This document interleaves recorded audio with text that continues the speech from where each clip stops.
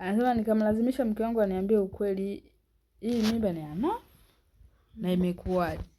Nikamkalisha mke wangu kitandani, tukaanza kukigombania kile kipimo cha mimba. Mimi nakitaka na yeye anakificha. Baadaye mimi nikafanikiwa kukishika kile kipimo. Nikakichukua kisha nikamuuliza inakuwaje hapa. Akaniambia kama wewe umeweza kumpa mwanamke mwingine mimba, na mimi nimeamua kupata ujauzito pembeni ili niendelee na maisha yangu mwenyewe. Maana wewe tangu mimi nimefika huku ni zaidi ya miaka 2. Nimekuwa nakubembeleza utafute mtoto, lakini wewe unaendekeza starehe zako hadi ukampatia mwanamke mwingine ujauzito. Na mimi nimeamua nipate mtoto kwa namna yote, nisije nikafa sijapata mtoto wakati wewe mwenzangu ushapata mtoto wako. Nikaona mimi nipambane nitafute mtu ambaye ataweza kunisaidia mimi kupata mtoto, na ndio nikapata ujauzito. Naomba usinizuru kwa chochote. Usinizuru kwa chochote. Akaanza baada ya kusikia maneno yake niliumia sana. Nikasema na maana mke wangu kanisaliti na akapata ujauzito na mwanaume gani? Akilini nikajua atakuwa tu ni yule jamaa mwenye vieti. Nikajiapiza nikasema nitamtafuta hadi nimpate. Ule usiku sikulala wala sikutoka. Nikakesha natembea sebuleni. Mara nishike hiki, mara nishike kile kingine. Ila tu usingizi haukuwa unakuja. Natamani nimpige mke wangu lakini nashindwa. Nikienda kumwangalia kitandani namkuta amelala fofofo. Siku hizi hapendi kujifunika, analala amejifunika kanga tu nyepesi kama unavyojua joto la da. Nilimwangalia namuona mke wangu mzuri sana alafu amenisaliti. Hapo mimi nilishasahau kabisa kuwa nilishamsaliti pia.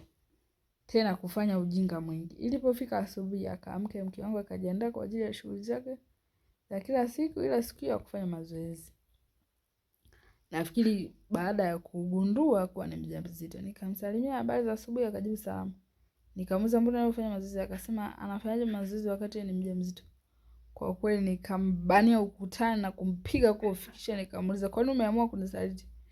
Kwa nini umeamua kunifanyia yote? Kwa nini umeamua kuzaa na mwanamume mwingine nje? Akajibu akaniambia kwa nini umeamua kumpa mwanamke mwingine mimba? Mimi si ni mke wako?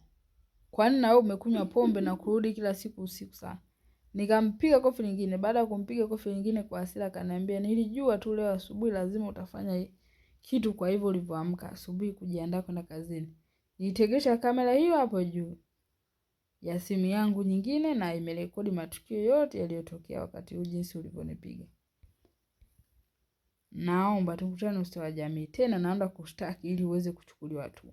Alafu umesahau kuwa mimi ndo nilikusaidia wewe umeweza kupata hiyo kazi ambayo unatamba nayo. Sasa naenda kuzungumza na aliyekusaidia wewe kupata kazi, ufukuzwe kazi ghafla bila wewe kutarajia. Nisema nikaanza kutetemeka, nikafikiria kufukuzwa kazi tena. Nikafikiria yani nianze kutafuta kazi tena. Ikabidi niombe msamaha pale pale. Maana nikifikiria kurudi kule nilikotoka sio kuzuri. Basi nikaenda kazini. Nilipofika kazini, mtu na mawazo sana. Kitu cha kwanza nikakutana na barua ya warning letter juu ya utendaji kazi wangu. Kwa umeshuka, na ile barua ilikuwa ya kujieleza kwa nini utendaji kazi wangu umeshuka, tena ilipaswa nijielezee kwenye kikao. Nikaambiwa nikipewa warning letter nyingine 2 zikishafika 3 nitakuwa nimefukuzwa kazi. Nilichanganyika sana. Ikabidi niwe mpole sana. Nikafanya kazi hivyo hivyo kwa mawazo. Jioni nikafika nikarudi nyumbani. Kama kawaida nikakuta mke wangu amefika yuko nyumbani kaandaa kachumbari na limao na anakula kama mama mjamzito kabisa. Nikamuuliza na maana huu ujauzito wa siku nyingi au umeutambua jana? Maana hivi vyakula sivielewi.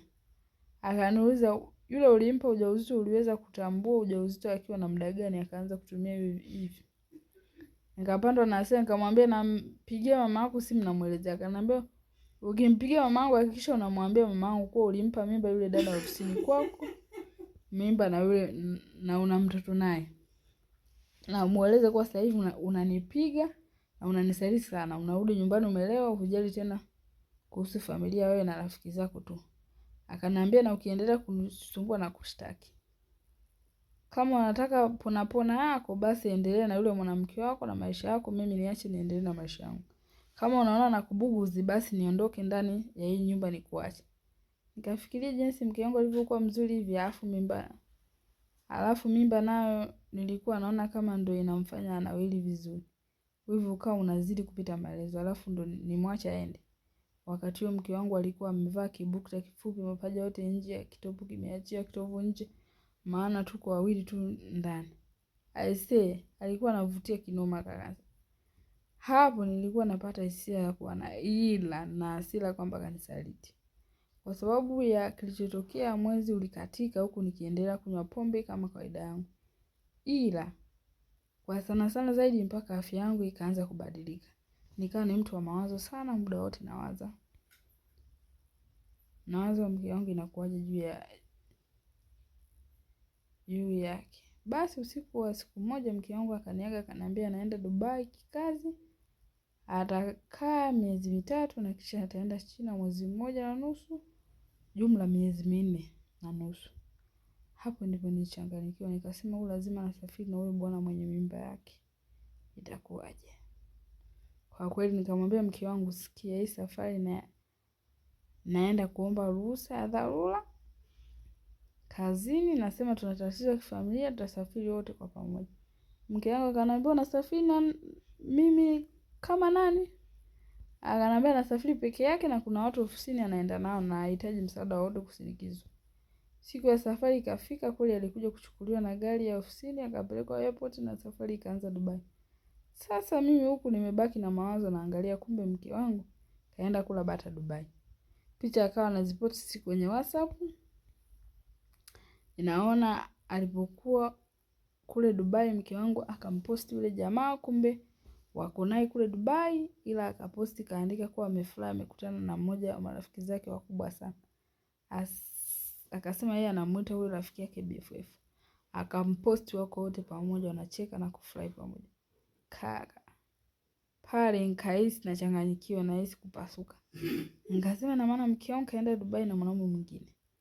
Kile nilichokiona kilinifanya nikapata mawazo sana, nikaishia kunywa pombe sana hiyo siku, tena mara 100 vile na kunywa pombe.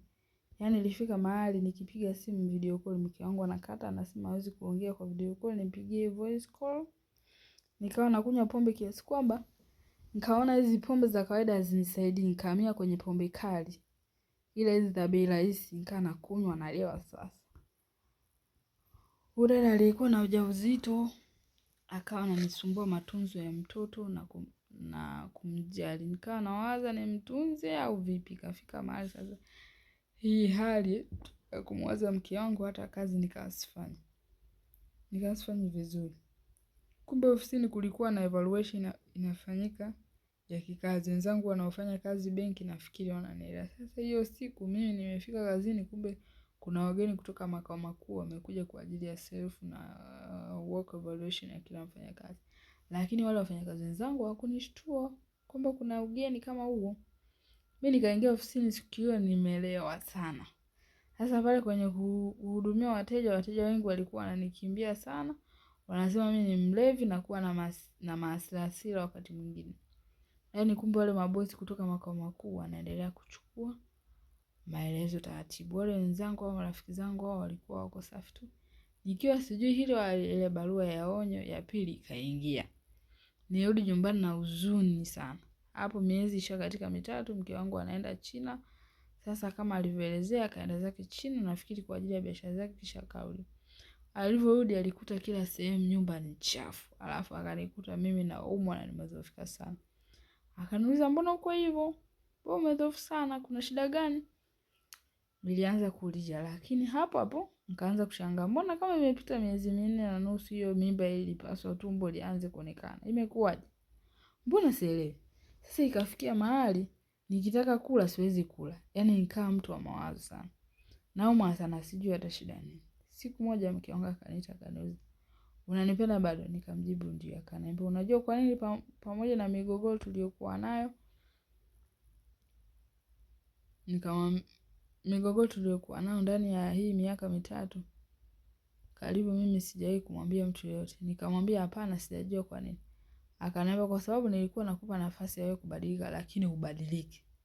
Sasa hivi nimerudi, naomba ujiandae, nahitaji unipe talaka yangu. Naomba ufanye process ya talaka. Sasa nilianza kulia. Nililia sana. Sasa wakati nalia nikaanza kukohoa. Nikakohoa damu.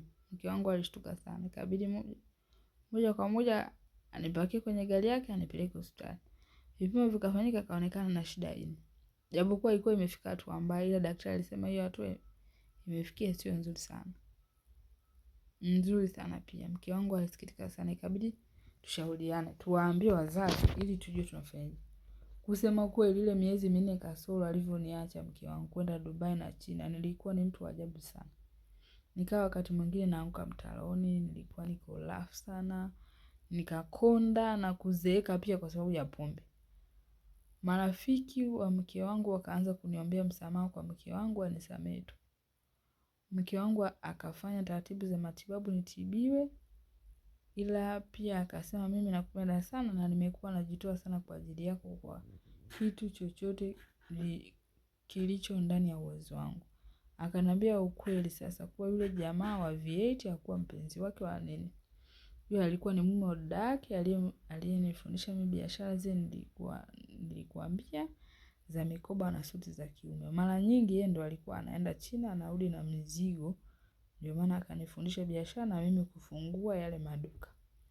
Yeye ndiye alinisaidia nikanunua kile kiwanja na kuanza ujenzi mimi mwenyewe. Hata ile siku pale baa mke wake alikuwepo, ndiye alinipa wazo tumtumie mume wake kufanya haya tuliyofanya pale. Hata China tulisafiri wote na mke wake. Mimi nilikuwa bado naendelea kila siku kusali na kukuombea kwa Mungu ubadilike. Na ile siku pale baa ile Moet glasi wakati mwingine ilikuwa ni maji na changanya na energy drink. Maana unanijua sinywi pombe. Nilijikita kujenga familia maana nilijua ipo siku utaniacha mimi niendelee na maisha yangu na wewe uendelee na maisha yako. Kaka nililia sana. Wakati huo haya anayaongea mke wangu ilikuwa ni mbele ya wazazi wangu na wa kwake pia. Nililia sana, nilipiga goti kumwomba mke wangu msamaha kwa niliyomfanyia. Kwa ambayo nilikuwa nayo, niliona kabisa mimi nitakufa. Nikaomba niitiwe padri nitubu makosa yangu yote. Na kukuombea mke wangu anisamehe ili niweze kupata huruma ya Mungu. Mke wangu akanifuata akaniambia hapana, hatujafika huko. Tutapambana utapona. Wakati hayo yote yanazungumzwa, tulikuwa hospitali. Mke wangu akaniambia ukisharuhusiwa inabidi uende hospitali ukawaelezee hali halisi ya afya yako. Kama kuna atakayeweza kukuchangia, yeye anaenda kawaelezea wafanyakazi wenzake. Kama kuna atakayeweza kuchangia kitu kidogo basi afanye hivyo ili tuende India kwa ajili ya matibabu zaidi. Mimi nitajitolea kutoa kipande cha kiungo changu ili upandikizwe. Pamoja na hayo nilihitaji padri aje aniombee. Padri alikuja akaniombea na kunimwagia maji ya baraka. Akaniambia naona tumaini kwangu nitapona, niwe na imani juu ya afya yangu. Kuanzia hapo mimi niliokoka. Nitakuwa na sali kila siku. Mimi mafungu yote ya rozari yako kichwani. Sala zote za Katoliki zipo kichwani. Kila kitu changu kinaongozwa na sala kaka. Kitu kilichoniuma niliporudi ofisini niliwaomba marafiki zangu msaada wa mchango. Hakuna aliyenisaidia, kila mtu alieleza sababu zake za kushindwa kunisaidia. Maandalizi yalifanyika, nikafanikiwa. Maandalizi yalifanyika, baadhi ya watu ofisini walinichangia pia nikafanikiwa kwenda India. Nikafanikiwa upandikizaji wa ini, nashukuru Mungu lishaanza kukamilika kwa 80%. Kwa sasa tusharudi Tanzania maana tulienda tena India kwa ajili ya uangalizi, nashukuru Mungu tuko salama. Yule dada aliyepata mimba yangu yupo na mtoto ila tuliweka mipaka, kwa hiyo mimi nawasiliana na mtoto zaidi, kila mtu ana maisha yake. Mke wangu hakuwa na mimba ila alidanganya tu ila kuona kama ningeweza kumwacha endelee na maisha yake au la. Namshukuru Mungu baada ya kutoka matibabu kila kitu kiko sawa, basi mke wangu akapata ujauzito na mimba ni ya kwangu rasmi. Tunamshukuru Mungu kwa hili. Nimeamua kushare hii story ili watu wajifunze. Mimi na mke wangu alinionea huruma bado niko naye, angeamua kusimama na msimamo wake, ina maana ndoa yangu ingeshakufa siku nyingi, na pia yawezekana ningekuwa nishakufa siku nyingi. Kuna ule msemo eti wanaume wanakufa mapema kwa sababu ya stress. Ila ukweli ni kwamba wakati mwingine sisi ndio huwa sababu ya kupata hizo stress na magonjwa mengine kwa sababu ya mambo tunayofanya au kuwafanyia wanawake.